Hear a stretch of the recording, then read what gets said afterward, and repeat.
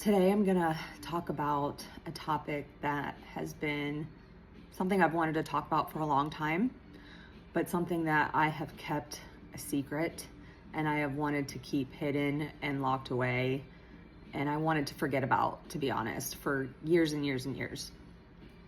I mentioned in my previous video, one of my previous videos, where I talked about being bipolar, type 1, schizoaffective, that I also suffered from addiction, the disease of addiction, the very real disease of addiction. And it's something that has brought me and created a sense of shame and guilt within my psyche my entire life, because it is something that I've dealt with pretty much my entire life. I am 41 years old now, but addiction first affected me at the very young age of 12.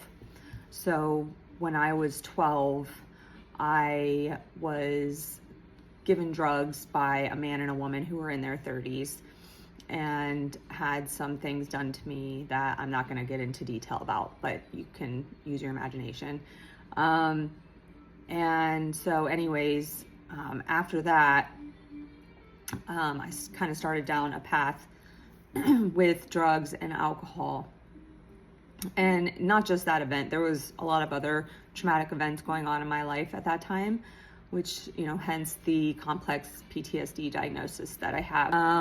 But that particular incident I see as kind of like the catalyst to really the onset of my addiction issues, because what happens with addiction and what I've come to understand, and I'm not an expert, this is just things that I've come to understand through therapy and healing, but is that when you are genetically predispositioned to addiction, you carry a gene within you. I think most of us carry this gene, but not everyone will have this gene activated. This gene was definitely activated in me when I was 12, when I was given these drugs, because it felt like a warm hug to me, in my little body. It felt like this hug and this love that I needed, that I wasn't getting, at home, and that I so deeply craved. And so my brain flagged that feeling as good and flagged it as like number one coping mechanism, right? Was like to just numb that pain, and that was gonna make me feel better, and it did. And that's why addiction is a real disease, because your brain creates a flag for that, and then your brain wants to keep going back to things that make you feel good, right? We wouldn't do these things if it didn't feel good. The problem though with addiction, like we know, is that it leads to not very many good places. It leads to death. It leads to destruction. It leads to despair, all kinds of bad things that we know, that we see on the surface. So my addiction started very, very young, and I had, explored with, of course, first it was marijuana and alcohol. And then that graduated, once I was about 14, I was onto cocaine and harder drugs. Came around 15, it was ecstasy, acid. I was doing pretty much everything. Pretty much anything I could get my hands on, I would try. My dad at the time was an addict, an opiate addict. He had been addicted to medication, prescription Oxycontin, due to a knee injury that he had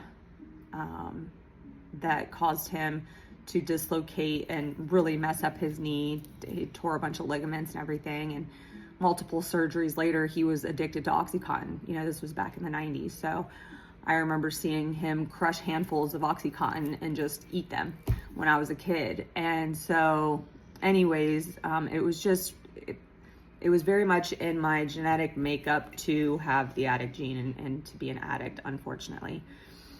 So fast forward, I tried and experimented with all kinds of drugs when I was a teenager and throughout my teenage years, up until I got pregnant when I was 20 years old with my oldest daughter, who's now 20. And when I was pregnant with her, I had a C-section. And so I remember having opiates after that C-section, and I remember just the feeling, how good it felt, but I didn't start using opiates at that time. I didn't get addicted to opiates, and that's been my most recent addiction, was opiates. I didn't get addicted to those until my ex-husband and I separated. So I was going through all of that kind of trauma of a separation and a divorce. I had 2 young kids. I was a single mom at, like 24 years old, didn't have a college degree at the time. And here I am with these 2 girls that I have to support. And I didn't have my mom because she had passed away at the age of 40. And as I mentioned, my dad was in the throes of his addiction. So I kind of didn't have him as a parent either.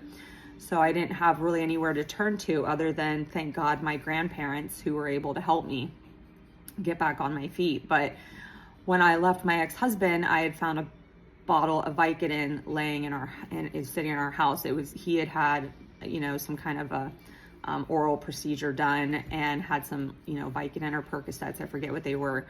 And I saw the bottle and I remember just that red flag again, right? I remember the feeling that warm feeling hug, and I picked them up and I started taking them and I started to abuse them. I was doing this and I graduated up to Oxycontin, and I was getting them from whoever I could get them from off the streets. Ended up learning about Suboxone because my dad was on Suboxone from his own, journey with addiction. He had ended up on Suboxone. So I ended up getting on Suboxone, which really I'm grateful for this drug. It was a blessing. It helped me in my career. I was basically on Suboxone the entire time I was working in my career in the pharmaceutical industry, ironically enough. I was a sourcing manager there, and I was working with the manufacturer that makes Suboxone. So, it was really a full circle moment getting to work with that manufacturer, but I won't lie, I had some resentment as well because, I was on this medication for 12 years. This medication that was meant to get me off of opiates is the one that ended up making me have to go to rehab in Florida to get off of Suboxone. I had to go to rehab. So I had tried to decrease my dose on my own and had gotten from 8 milligrams down to 2 milligrams, which was very, very difficult for me, having been on this medication for so long. And the problem was I started to then use marijuana. I hadn't used marijuana since I was, in my early adulthood. So, my early 20s. And so I started using marijuana again. Unfortunately, as an addict, and a lot of addicts, what we do is we will replace one addiction with a different addiction. And so the goal is to try to replace the addiction with a good, quote unquote addiction, a good coping mechanism, right? So a good exercise, an exercise routine, or reading or some kind of a hobby or something like that. That's the ideal way to replace an addiction. But unfortunately, what happens with a lot of addicts is we'll replace one addiction with another addiction. So anyways, I ended up having to go to treatment in Florida in the fall of 2023 to get off of Suboxone. And I was there for 3 months and came back home the day before Thanksgiving and surprised my family.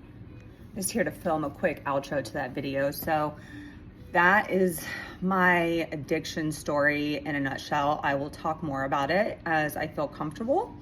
But thank you so much for watching. Thank you for supporting. Feel free to like, share, and comment, and let me know if you have any questions. Thank you.